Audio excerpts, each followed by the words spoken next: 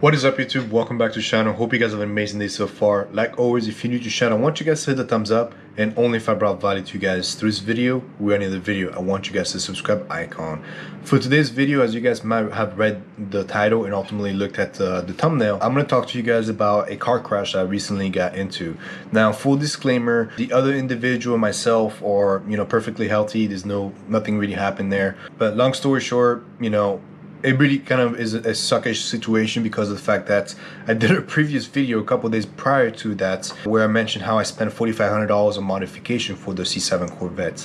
But things happen. Long story short, I was at a red light and I was just kind of waiting for the light to turn green, obviously. And then the other individual, I guess, didn't see me, wasn't paying attention, whatever it was, and ended up just kind of rear-ending me at the light right there. Now I'm gonna display the damage of the car here. So the damage is not too bad. The sound was even worse.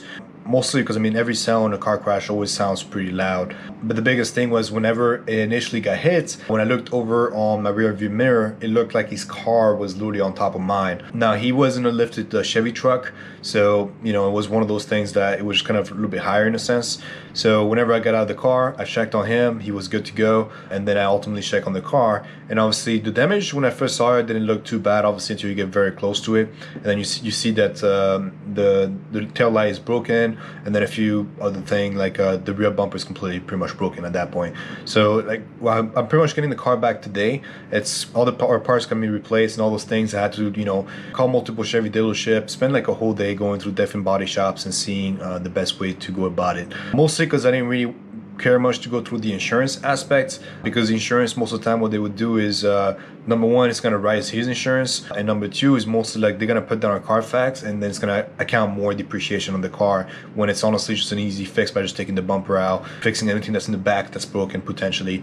But as you guys might know, Corvettes are mostly made out of metal. The plastic is mostly all on the outside, so the plastic can easily be replaced. It's not too much of a damage in a sense.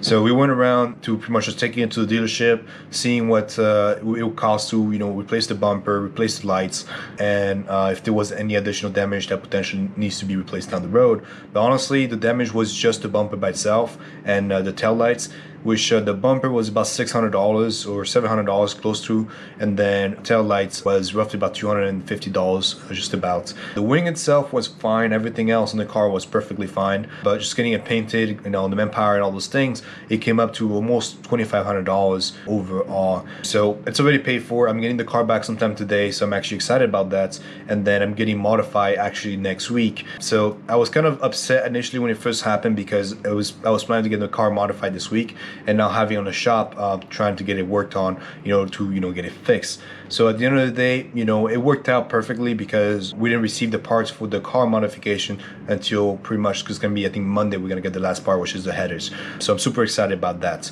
But the reason I really wanted to make this video today was I want to talk to you guys about how to be relentless in life. I'm not talking about being relentless with others, I'm talking about being relentless with stress, anxiety, and stuff like that. Because as you guys might know, a lot of things have been going on in my life this past couple of months. It's been it's just ridiculous, the things that I have gone through the last couple of months. Now everybody goes through things, so everybody goes through ups and downs in their life.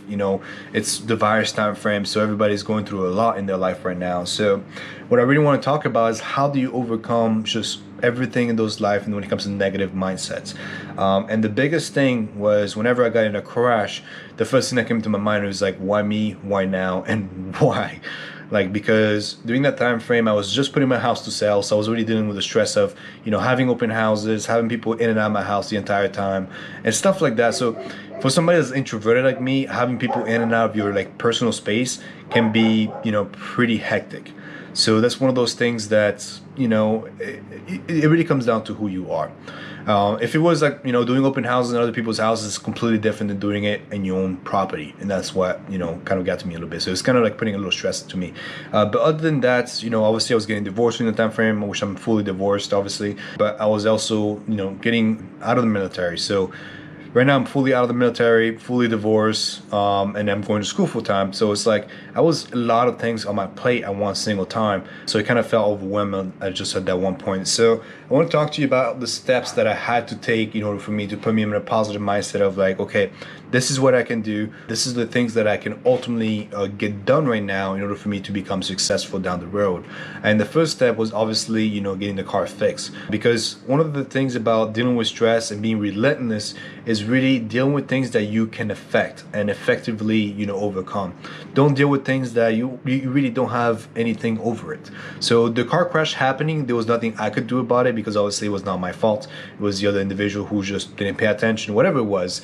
And even so, things happen, crashes happen. As long as I have my life, he's got his life, it's fine, it's not a big deal. But the biggest thing was really just kind of overcoming the mindset of like the victim mindset in a sense, which is like, why me, why that? It was more of like, okay, now what do I need to do? So that's why I spent the next stage just, getting Chevy dealerships, calling all the insurances, seeing what everything was, and then getting the car fixed. So that was done. Next step was obviously, making sure the house and all those things was good to go, getting the house prepped for selling and stuff like that, which I will be doing a A to Z video down the road on the selling process of the house. So those of you interested in, selling your house soon, I will be talking to you guys about the steps and the stress and things like that I had to deal with throughout the whole selling process. So that is one thing I will be doing down the road. But other than that, the biggest way to become relentless with life and just dealing with stress and anxiety is probably just kind of taking things day by day, focusing on the things that you can't control really, and just focus on things that you can deal with day by day in a sense where you don't become overwhelmed by just looking at the picture and looking at things that you cannot control. Like the selling process of the house is a waiting game. You put the house out in the market, people come in and see it, and then at that point you don't have control over who buys it or whether or not people decide to buy it. So that is one thing that you let people see the house, you let people in and out of the house, and that is something you cannot control in a sense. It's just part of the process. Getting out of the military was the same thing. It was nothing I can do in regards to those things. It was kind of like needed to happen, and we just went from there. So the only thing I can control right now in my life is obviously signing the contract for selling the house, and then ultimately getting ready to move over to Phoenix here soon. So that is one key here, is being relentless is really just taking things day by day, focusing on what you can control, let go of all the things that you cannot control, and just learn to be a little bit more patient with yourself, being a little more patient with others, and really just kind of take things into mind that whatever happens right now, at the end of the day, it's going to go away, because you might have some ups and downs. Like some of you might be losing your job, some of you might be trying to find a job, and it might be difficult for you. But at the end of the day, it really comes down to you have to take things one day at a time. Take your time, focus on really figuring out what sort of skills you can learn, which is that's something that you have an effect on, is learning a skill that will potentially become a side hustle for you and eventually become a full-time job for you. So this is why I do streaming, this is why I do YouTube and things like that, because it's something I enjoy doing, and it's a skill that I'm slowly growing and slowly getting better at. So I'm hoping you guys enjoy this video. I know I'm going in a tangent with different things here, but long story short, I'm in a healthy manner. The other individual is good as well. The car is good now. I'm actually gonna go pick it up here soon. I'll be doing a before and after down the road on the car. But other than that, I hope you guys have an amazing day. If you're not subscribed to the channel and you watch until the very end, I really want to thank you all for the amazing support. Make sure you hit the like on the video and then hit the subscribe icon as well. But without further ado, I'll see you guys next time. I will do a video for the modification of the car here next week. But other than that, have a wonderful day. I'll see you guys next time.